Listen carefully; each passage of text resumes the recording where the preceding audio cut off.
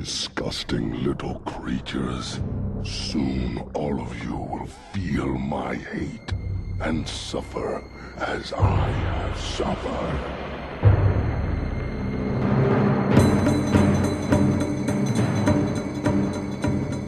Hello, and welcome to the third Film Ireland podcast. As I said, we have to keep on counting the number until 31 and a half podcasts, then it becomes official and a regular thing. But until now, this is our very temporary Film Ireland podcast with me, Donnchadh Tiernan. And me, Ruairí Moore.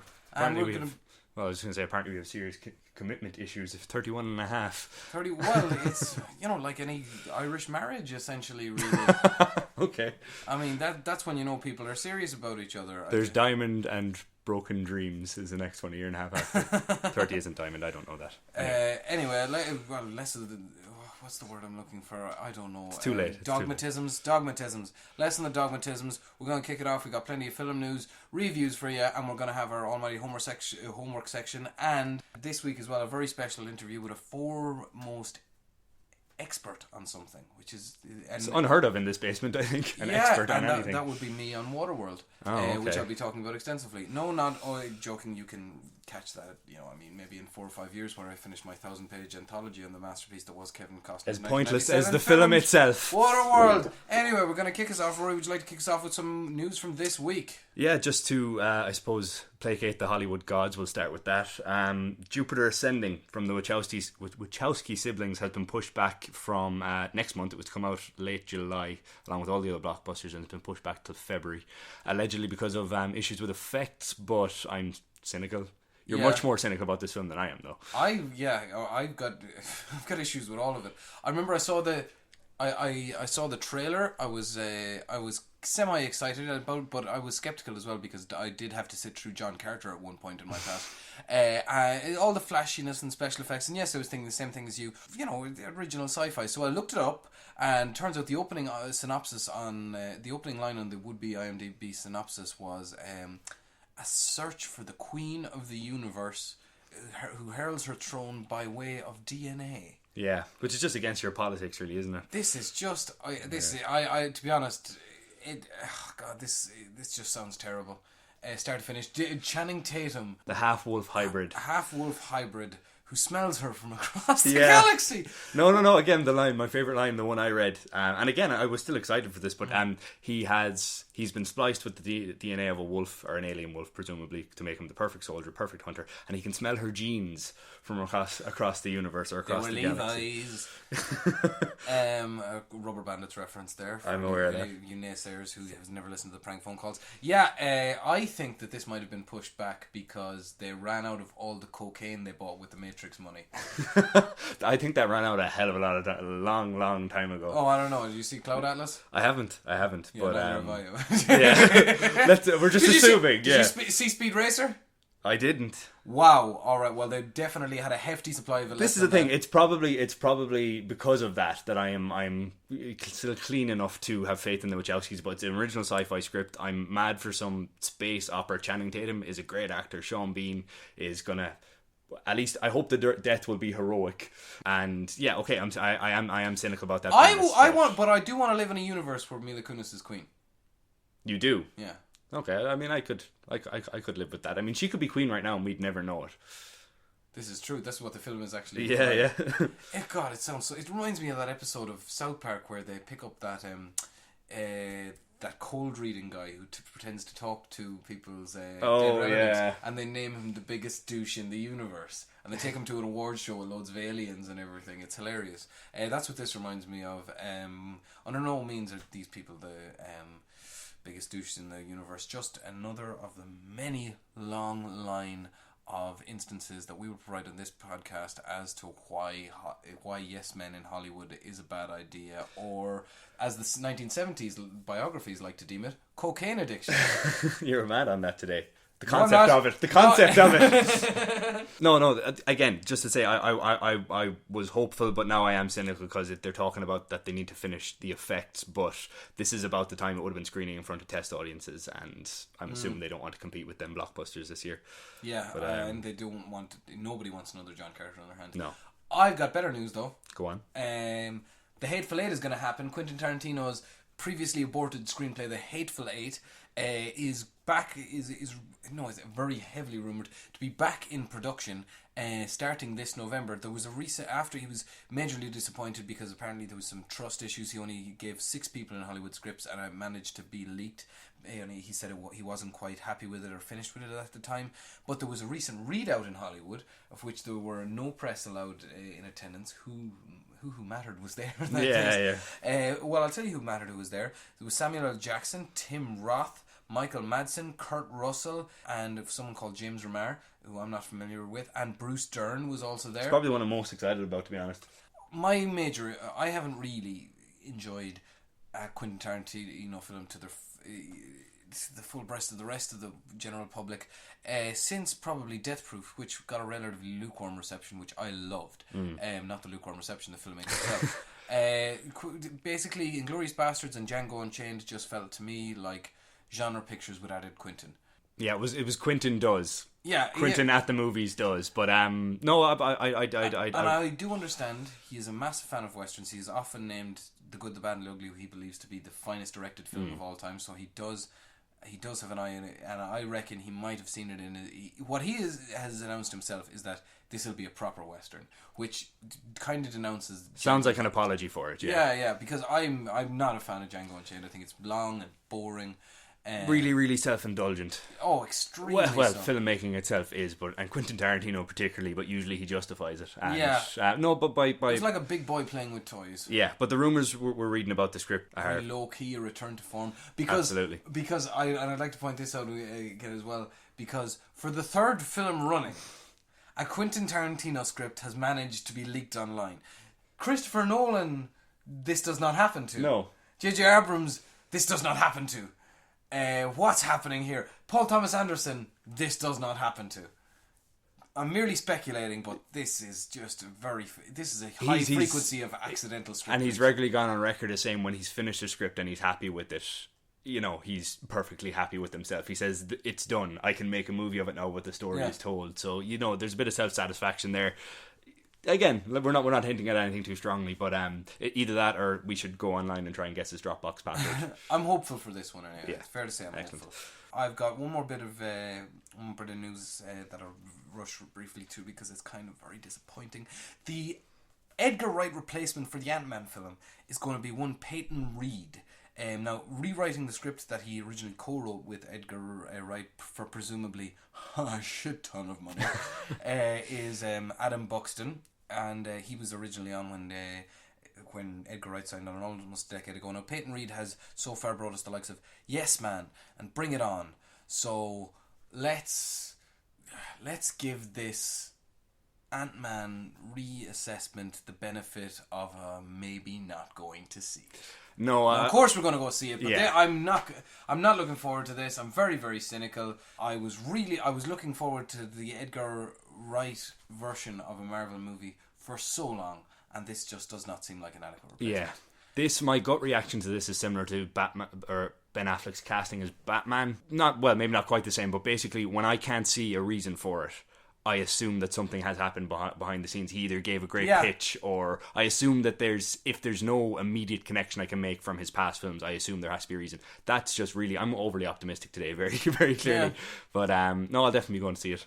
Yeah, no, I know what you mean with that. In particular, for the last Captain America film, their biggest experience was directing Welcome to Collinwood, which is actually a great comedy film. Arrested Development and Community. No connection to a great comic book film that was Captain America Winter Soldier. Not the best one this year. We've had some real doozies this year. I'd say it's your favourite, is it? Comic book movie, Captain America. Yeah, probably. Yeah. Mine, I'm going to throw it to the relatively mediocrely received The Amazing Spider-Man 2. I actually prefer that to X-Men Days of Future Past. I don't care who's listening. No, you ripped 40 minutes out of Spider-Man and it's there for me too. But anyway, moving on. Anyway, moving swiftly along, yes. We are very, very sad to announce the passing today. The podcast is recorded today on Monday the 8th of 9th of Rick Mail. One Rick Mail of Bottom, Young Ones, Blackadder, That English comedian you definitely know to see. Generally great British comedy fame.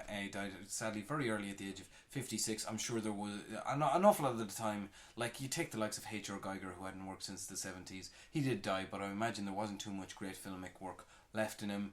I have a feeling we may have missed out on some fabulous Rick Mail performances. Lost less energy in English comedy now.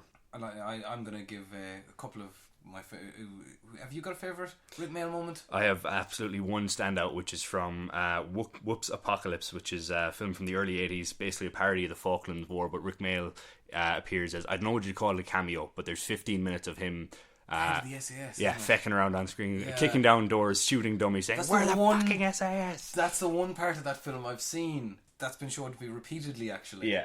That's very good slapstick. Great film overall, but if you're on YouTube or near YouTube, which I assume you are near an internet machine at the moment, fire that on. Rick Mail, SAS, it's fantastic.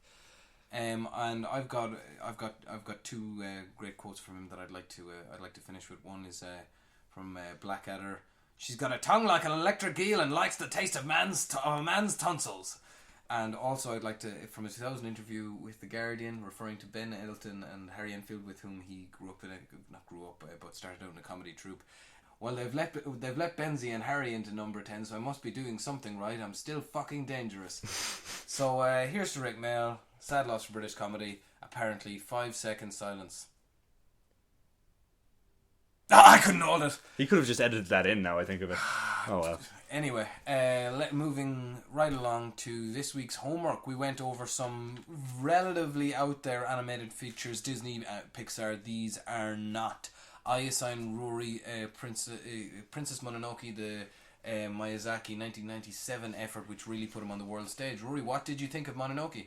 In short, I was a Miyazaki fan already, but I think this is now my favourite Miyazaki film. Just overall fantastic, great writing, great tone, and out of all of Miyazaki's films, it properly struck me as one that it's not a kid's film, it's not an adult film.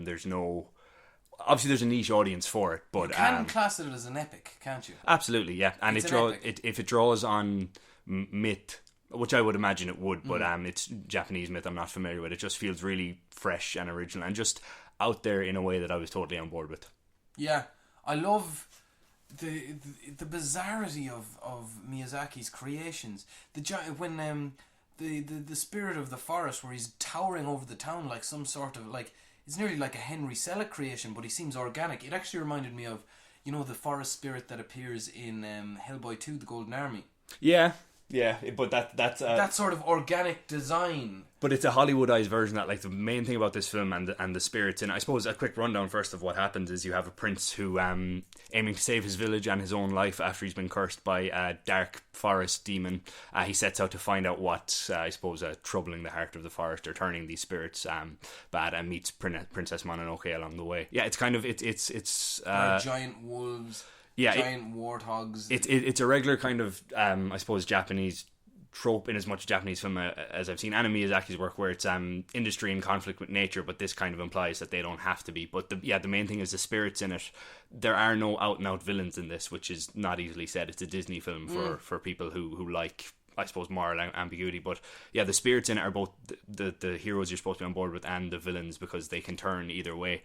And basically what I'm getting at with the spirits in this is they go from lovable, you can make plush toys from them, to genuinely creepy. There's something about the main spirit in it, like you spoke about it, the Lord of the Forest, the Deer Lord, when he there's moments where he's walking and he never makes a sound on the screen. I don't know if you noticed that, but it's terrifying. It's really unnerving. And he takes on a human face sometimes. Yeah. And there's something so very unique about the way that natural things, organic things within the Miyazaki frame, the way they move. They're like Van Gogh paintings, animated. They're like, which might be me talking out of my arse. That's why we're down here. That's why we're locked in the basement. You can't tell what I have near the microphone, but I love this film. I'm glad you enjoyed it. I believe I gave you Persepolis from Marjane Raspati? Sorry, I'm Saprati. God damn it! I'm meant to be cultured. Marjane Saprapi. Right. Give us a rundown first. This is the story. This is the story of the writer. It's a biopic, essentially, that she wrote herself. She wrote it in graphic novel form, but here it is adapted, of her living in Shah-era Iran, so in around the 1970s, and growing up to see through the Islamist revolution that occurred there, the religious oppression that occurred there, as seen through her eyes. She lives briefly in Vienna. Her parents send her abroad to Vienna. She comes back, and then they send her abroad to Paris when once again religious oppression takes hold. Now, this is a really special film. I don't really say that lightly, and I'm glad I enjoyed it so much. I'm recently after reading the comic book Mouse, Art Spiegelman's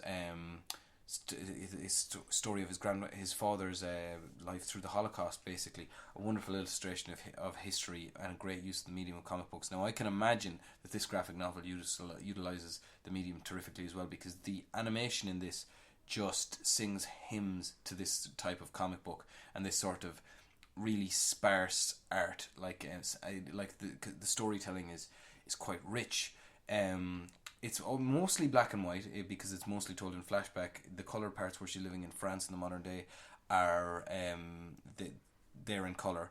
There's just great little insights into into the Iranian life, to break down cultural stereotypes that are concrete in people's brains already. For instance, like, it's got Muslim women coming home and just throwing off the headscarves, just being like, oh, knackered, or like buying Iron Maiden tapes on the sly off would-be dealers on the sides of streets. This is like, it's very, very interesting stuff, and it does a great deal to deconstruct all these stereotypes, because it doesn't at any point denounce Islam, just religious oppression, I think, is what it has a go at. And for that, I thought it was a really special film. I would gladly watch it again in the company of other people, because I think it's an important one to watch. Absolutely, and it's something that I suppose it's more or less autobiographical, or biographical even, for her, but it's also remarkably, like, it's very personal, but it's really clear-sighted, and it has some fantastic, I know what you quite call it political satire, but the history of, say, the Iranian Revolution and her own life is told in this really misleading, like, child storybook kind of way, like the history lessons, but it's animation. It's just really, really acerbic wit, and I loved it. And you can see it in I think both the French and the English were voiced by her. She voices her own character. Did you see it in English or French? What you said? I saw it in French, but the credits rolled afterwards. There's a great English cast, Sean Penn as her father, and Iggy Pop as one of her boyfriends. Yeah. It's just a fantastic film. I can't recommend it enough. Yeah, I did. I really, really enjoyed that. Wow, we continue to score on all sides with one another on the homework. I hope I managed to give you a turkey sometimes. I hope that doesn't show bias. Anyway, now we're going to move swiftly along to our review section of the show. What we have for you this week in store. We both saw, I believe, 22 Jump Street. Now, 22 Jump Street, what did we think? First things first. Oh, a little synopsis, we should do that. Yeah. This is the sequel to 2011's 21 Jump Street by Lord and Miller, who have seen us through two terrific Cloudy with Chance of Meatballs movies, 21 Jump Street and the Lego Movie. I like these guys. I like the way they approach story and filmmaking, because they really even take themselves with a pinch of salt, and you can take that. You can see that. Now, 21 Jump Street was so massively popular, probably not surprising to the makers, because they're clearly confident in their own sense of humor. But it shouldn't have been as good as it was. No, it's basically 21 Jump Street was they used a cheesy 80s TV show in which two undercover cops infiltrate a high school in order to see what the crack is with teenage criminals. Now, presumably they were lampooning this whole spiel in recent Hollywood of just taking old tired materials like that awful A-Team movie and just rehashing them for the sake of maybe cleaning. Now, this is something that nobody remembers. I had no idea the show existed. No. Johnny Depp was in it, apparently, who shows up in a terrific cameo at the end of the first one. Yeah, an absolutely brilliant Now, the first one I loved, and the second one I loved as well, but the second one, in which they infiltrate a college from just the title of 21 Jump Street refers to the Korean church in which their base is. 22 Jump Street, they got more money for the sequel, which they directly tell us at the start of the film, so they move across the street. This isn't a film. I don't know what this is, but I loved it. I really laughed a lot. This is... it doesn't take the medium seriously. No, it's Lord and Miller having a bit of crack, and no one should mind, I don't think. No. basically, if you love the first one, you love this. I still really, really enjoyed it. I have to tack something on to the end of that, a qualifier, to kind of say it's almost too self-aware for me at times, but it never quite overdoes it. It just there's one thing taking I don't know, making fun of the medium, but they're literally, I feel like a producer went to them seriously and said, we want to do a sequel, and they kind of threw out a whole lot of mad ideas as to what they would do, and the producer at the end of the meeting went, no, seriously, I'm giving you this money, and they went, oh, okay, and went off and wrote the script, although the script was written by the writer of the original. And Jonah Hill, yeah. Excellent. And great jokes in it. Has it been out long enough that we can talk about the credits? I don't want to ruin that for anyone. Okay, no, we can't. Stay till the end. For anyone. Yeah, I'll give you the Marvel notice for this. Stay till the end. It's fantastic. It is brilliant. Yeah. There's really, really a doozy on it. One thing I want to hold out props to the screenwriters for on this is the visual gags woven into it are really, really good. Yeah. The two Annie Hall gags. With the lobsters were split second. Yeah. And they're just there, and they're great. And they were there for no one but people who've seen Annie Hall. Yeah. It was. And they were there twice, no less. Yeah. There's a great Benny Hill gag with the hat.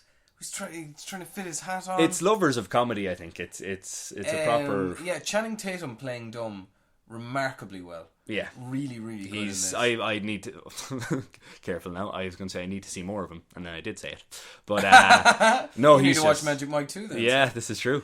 Great film. Go see it. Genuinely, because one thing as well that's fair and important to mention. This is that very rare thing of a good comedy sequel. Yeah. And how rare is that? Name another one. Oh. Okay, just go see 22 Jump Street and then watch 21 Jump Street again immediately after, because that's what I did. I went home just to see how, and it's lads, very close, but it's excellent. Any good comedy sequels out there that you might mention? The Naked Gun trilogy doesn't count because they're all excellent. Yeah, they're all excellent. Yeah, you want to send us into the Film Ireland Twitter account, is it?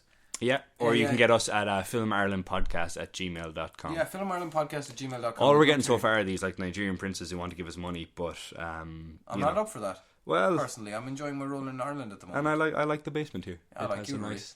Well, you're all right too. Next up, we are going to move on to a film that me and Rory recently saw in the same screening, no less. No bias whatsoever. Yeah, and we had two fellow Film Irelanders.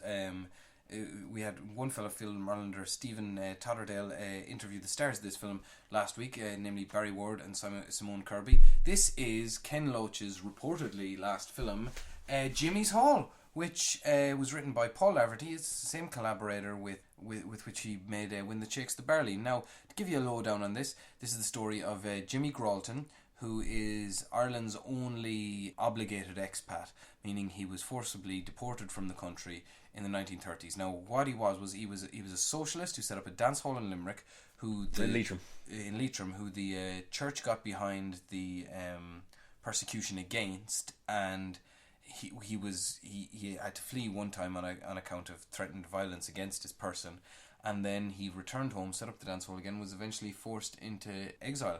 Now, I absolutely loved this. Yeah, I thought this was fantastic. This is such a sycophantic podcast. I'm just trying to think, first of all, is there a film that we dislike on it, and secondly, have we disagreed?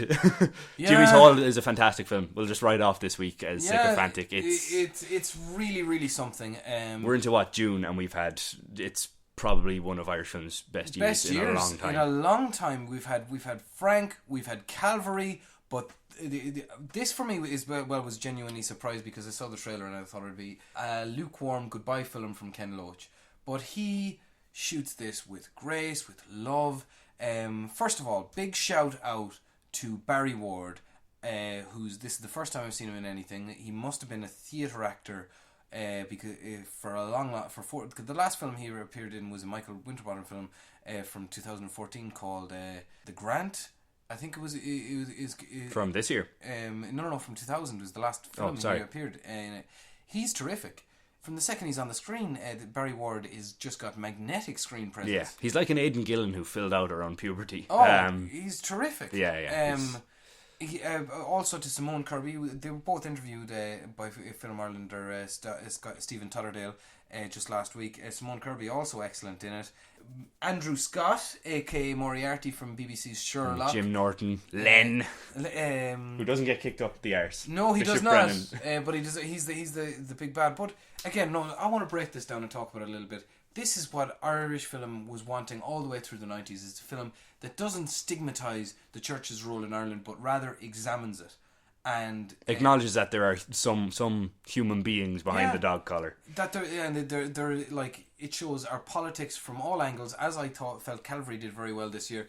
But this is shot with Ken Loach is just a great eye as well for the non-actors that feature in it. They really help just nourish the background of the film. Like whereas Calvary, every character had a very definite function in the plot. This is a tapestry that really recreates 1930s Ireland. And Calvary, while fantastic, is, there's a person in every role. There's an actor in every role. Whereas in this, the speeches are stuttered. The lines are occasionally fumbled, but it just feels really, really authentic because of it. And he's got a Mike Leigh style of direction in that he just lets moments happen before the camera. Yeah. He lets things happen, and they happen very organically. There's a great scene where he introduces a jazz record into the dance hall early on, where he decides to reopen it, and a gramophone which he's brought back from New York for feeding cattle. As well. It's a great wee line in there. Yeah. And he's teaching them a dance, and there's just this old man, a nameless actor, just on a windowsill in the back, just tapping his feet, and Ken Loach just picks these moments beautifully. I'd say his editing suite is lush with this sort of thing, because the whole thing has the feeling of just great freedom for the actors. Yeah. To really feel out the roles. Now, there's one or two moments that are jotted into it, but it mostly feels organic. There is, of course, the obligatory Ken Loach socialism scene, which I never object to. Yeah, there are manifesto moments, but it doesn't dwell on them either. But Ken Loach, I want to see more films from him. He hinted recently at the Cannes Film Festival that this mightn't in fact be his last film. I really hope it isn't. Now, we've a very special treat for you before we move on with the last of our reviews, and that is myself, Donnchadh Tiernan, interviewing Ireland's foremost expert on Jimmy Gralton. Gralton. I'm sure I'll correct you in the interview. I'm not the foremost expert then. Jimmy Gralton, he's a published historian writing a PhD in the University of Limerick, and he has published the most meticulously written piece on Jimmy Gralton in Ireland ever. So there we go. Here's my interview with Stephen Ryan. He'll tell you his thoughts on this wonderful film. Alright lads, here I am with Ireland's foremost expert on Jimmy Gralton, Mr. Stephen Ryan. Say hello, Stephen. Hello, Donnchadh. I'm not sure about foremost expert, but I've written on Jim Gralton, and that'll be enough. He has indeed. Stephen is currently studying for a PhD in history. He's a historian and a comedian and an actor, a jack of all trades and a master of none. And one of the topics he covered rather exclusively was the first band to cover Jim Gralton in quite some time, who is, of course, the subject of the new, rather wonderful Ken Loach film, Jimmy's Hall, written by his regular collaborator Paul Laverty and based on the play by Donal O'Kelly. Right, first things first, Stephen. Did you enjoy the film? I did. I really enjoyed it. I thought Ken Loach did a brilliant job, and he has done a brilliant job on dealing with quite difficult topics often, and I was very impressed with that, with the way the film was constructed, especially since, having written on the topic, I couldn't envision it being a film when I was writing on it. I thought it was too much of a kind of an incident, a standalone incident that wouldn't have carried through, but he did an excellent job, so fair play. It's a very fascinating, lovely little interesting episode in Irish history. And having read your paper, Class Conflict in South Leitrim, which is Stephen's one about Jimmy Gralton, I found that it's actually quite historically accurate, the film. Is that a pleasant surprise in terms of what you've come to expect from adaptations of history? It is. Being a Ken Loach film, I did expect it would be accurate, but they really hit the nail on the head with it. I thought they would take a bit more room to maneuver, even just to make the story out of it. But in fact, it hit the nail on the head. It was very accurate. There wasn't anything hugely I could pick on. They killed his father off sooner than it happened in real life. They As in, he doesn't feature in the film at all. That's true. When he comes home in the film and in real life, it's because his brother Charlie had died.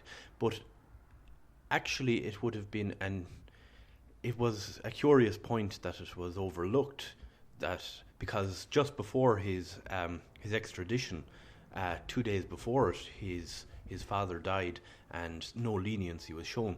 Now, whether it's just a case of if they did it in the film, people would have thought that couldn't have happened. That's too coincidental. But that was the way it actually happened. So maybe that was the reasoning behind not including it in the film. It would have been another incident as well in a highly charged third act, to be fair. Now, how do you feel Ireland has been portrayed on film, on screen best? So in the films that you've seen, the Irish history that you would know, which film do you think nails it the best?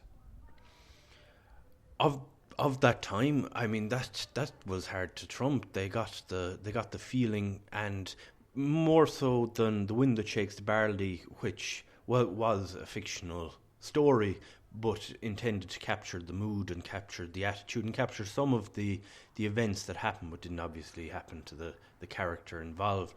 I thought that was, both of Ken Loach's were excellent. The other obvious historical film that came out was Michael Collins, which was very historically inaccurate and dissatisfying as a result. The only other one I can think of off the cuff is The Treaty, which dealt with the treaty debates. Brendan Gleeson was in it as a very young man. I've always meant to watch that. Is it any good? It's very good. Deals with a difficult topic to cover. Really well done. All right. I'm sure you've noticed from watching Ken Loach cinema, and you've seen Ken Loach films in the past, that he's an ardent socialist and always manages to really hammer in home at least one scene very obliquely stating a socialist message or agenda to the film. What did you think of the one? What did you think of the one that appeared in this one, which is essentially Jimmy Gralton and another gang of lads undoing the eviction from an estate in South Leitrim?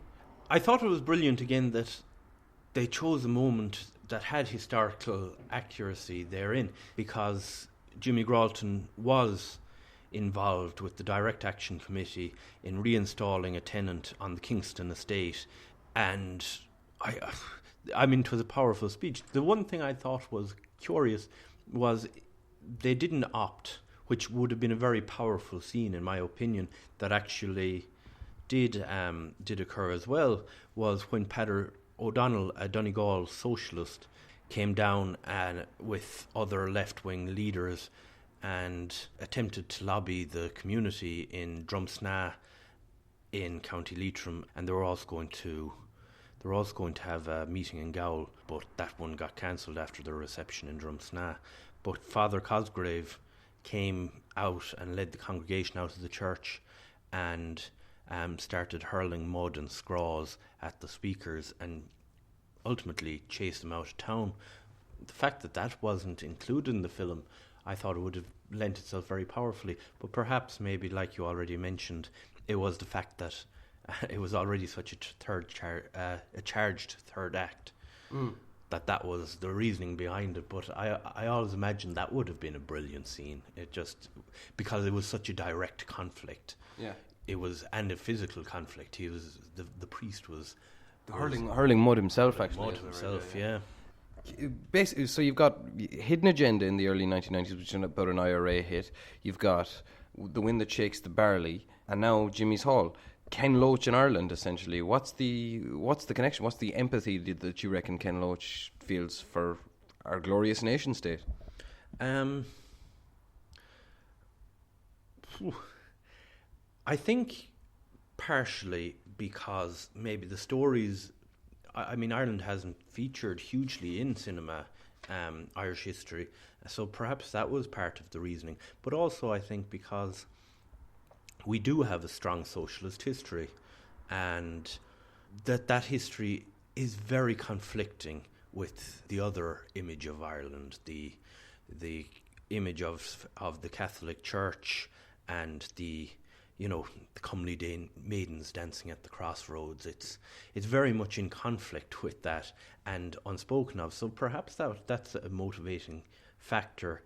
Also, incidentally, Marx wrote considerably on Ireland. It was so maybe that would have drawn his attention as a socialist. Going back to the film a little second, how do you feel they dealt with the church in this film? Because we've been used to a history of films in Ireland where the church films about the church basically usually feature the church as represented through one evil figurehead, and thereby makes the whole organisation just a one-dimensional pantomime villain. This film did not do that. This film went to other places and explored it. How do you feel that they dealt with it, considering your knowledge of the context and the time? Well, without trying to give away too many spoilers of the film, there were two priests significant in the film. Played by Andrew Scott and Jim Norton, a.k.a. Bishop Glenn Brennan and Moriarty. Yeah, and Andrew Scott was very much... He was a priest who didn't have... He didn't... he wasn't supportive of Gralton, but he didn't speak out against him either particularly. Whereas Jim Norton's character, Father Sheridan, was very, very almost obsessed with.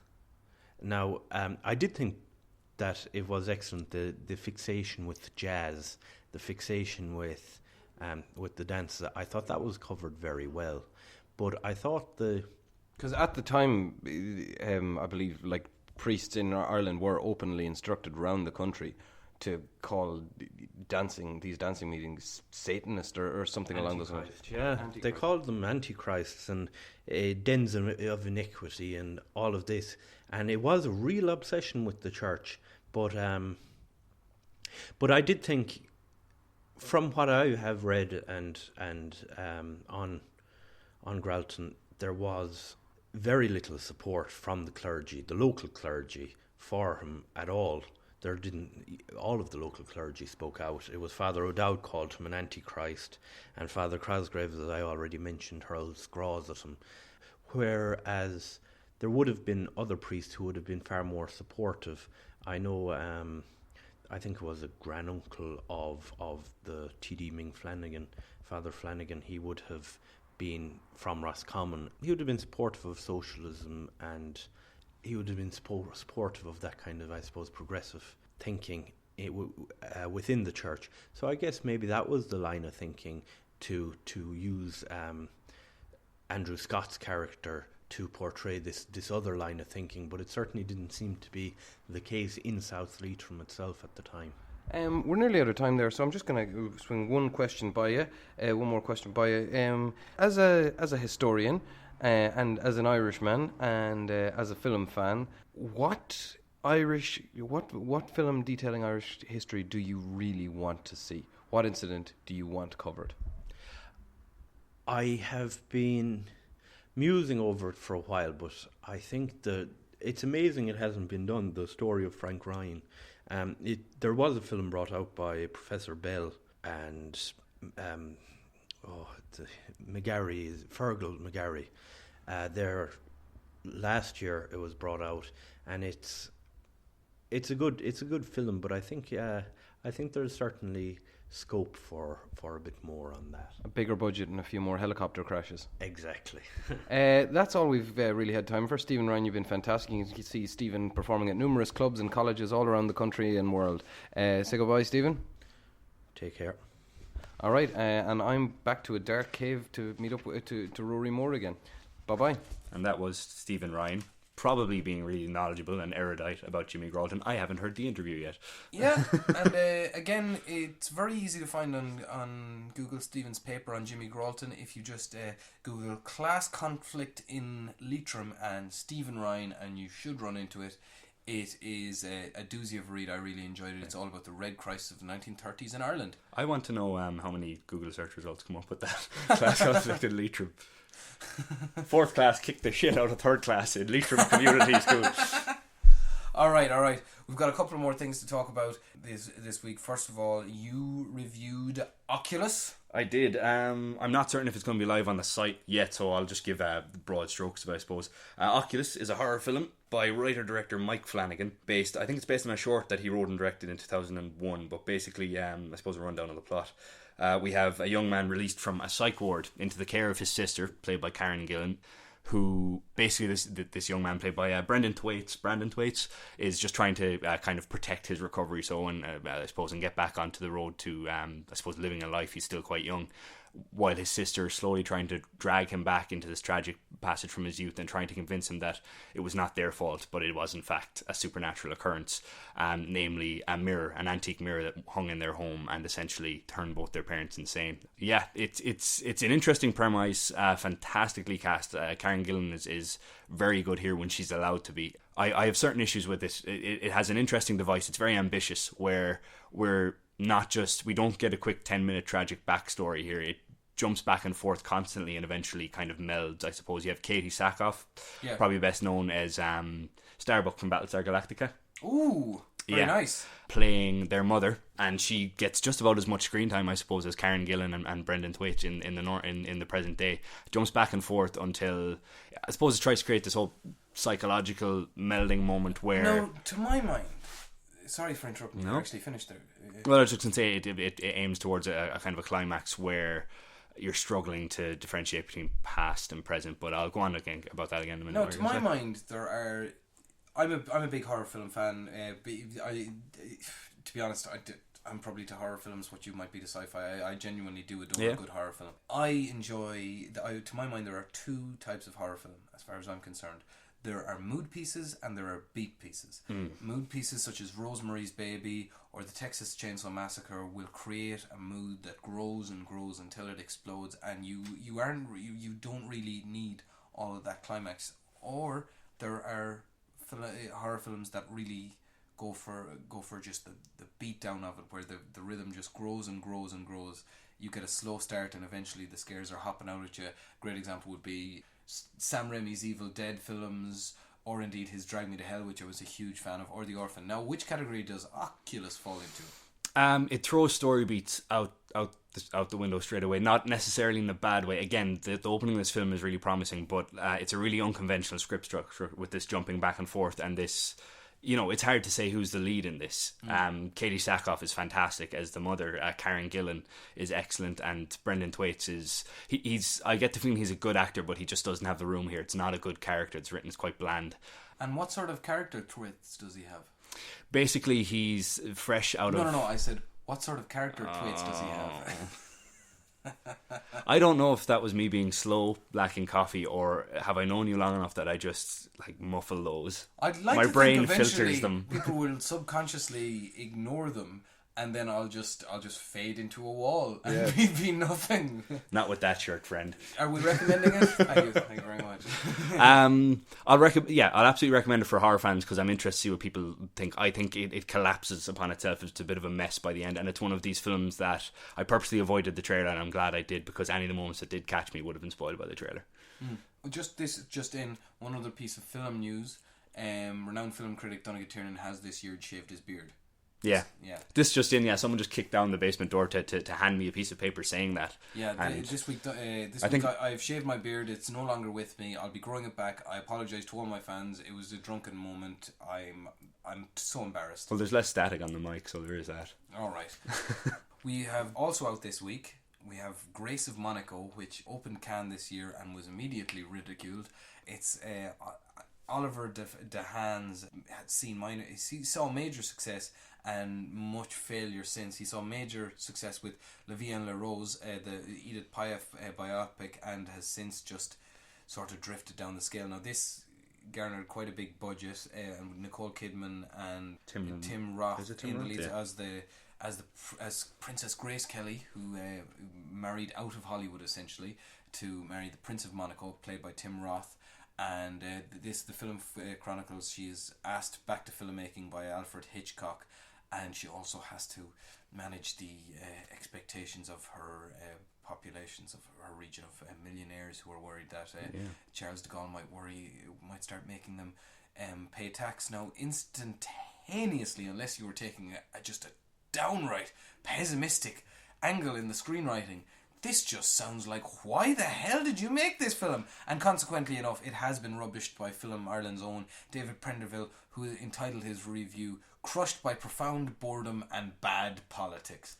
Now, I had no intention of really going to see this, but to be honest, if anybody wants to buy my ticket for me, I will gladly go in and loudly rubbish the screen, a la the cinema goers in the opening scene of Scary Movie 2.